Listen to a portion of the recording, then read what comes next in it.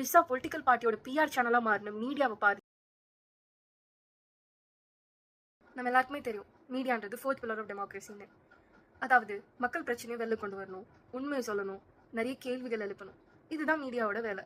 ஆனால் இப்போ தமிழ்நாட்டில் நடக்கிறதெல்லாம் பார்த்தா media fourth pillar of democracy மாதிரி தெரியல, பொலிட்டிக்கல் பார்ட்டிஸோட பிஆர் சேனல் மாதிரி தெரியுது. தமிழ்நாட்டில் 2 வாரமாக நடக்கிற விஷயம் நம்ம எல்லாருக்குமே தெரியும். அவ்வளோ rape cases, assault cases, murders, custody death, school student mid day meal spoil ஆகிற வரைக்கும்.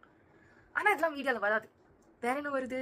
ஒரு பொலிட்டிக்கல் லீடர் ஒரு ஸ்பீச்சு, இந்த ஆக்டர் அங்கே போனாங்க, இந்த ஆக்டர்ஸ் அங்கே வந்தாங்கன்னு, இந்த மாதிரி நியூஸ் எல்லாம் தான் வருது. அதாவது ரூலிங் பார்ட்டிக்கு பாசிட்டிவாக ஏதாவது நியூஸ் அமைஞ்சா அது பிரேக்கிங் நியூஸ்.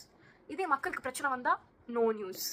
இதெல்லாம் பார்க்கும்போது சந்திரமுகியில் வர ஒரு டயலாக் தான் ஞாபகம் வருது. முழுசா சந்திரமுகியா மாறின கங்காவை பாருன்னு ரஜினிகாந்த் சார் சொல்லுவார். அதே மாதிரி முழுசா பொலிட்டிக்கல் பார்ட்டியோட பிஆர் சேனலாக மாறின மீடியாவை பாருன்னு தான் எனக்கு சொல்ல தோணுது. மக்களுக்காக வேலை பார்க்கணும், பொலிட்டிக்கல் பார்ட்டிஸ்க்காக கிடையாது. மீடியா போய் சொல்ல ஆரம்பிச்சா அது ஃபோர்த் பில்லர் ஆஃப் டெமோக்ரஸி இல்லை, டெமோக்ரஸிக்கு அதுதான் ஃபர்ஸ்ட் டேஞ்சரே. இந்த மற்றோட ஷார்ட் வீடியோவை பார்த்துட்டு மீடியா யாரும் ஐயோ நான் தப்பு பண்ணுறேன்னா என்னோட உடனே நான் திருத்திக்கிறேன், இனிமேல் எல்லா நியூஸும் மறைக்காமல் போட்டுறேன் அப்படிலாம் போக மாட்டாங்க. மணி ஸ்பீக்ஸ் ப்ரோ. அதனால் அந்த வீடியோ மீடியாவுக்கு கிடையாது, மக்களுக்காக. பார்த்துருக்கீங்களே, மக்கள் உங்களுக்காக. எந்த மீடியா சேனல்ஸும் பிளைண்டாக நம்பாதீங்க. சில விஷயங்களை கேட்டு தெரிஞ்சுக்கோங்க. ரூலிங் பார்ட்டி தப்பே பண்ணலைன்னு போட்டால் கூட அதை நம்பாதீங்க. நன்றி.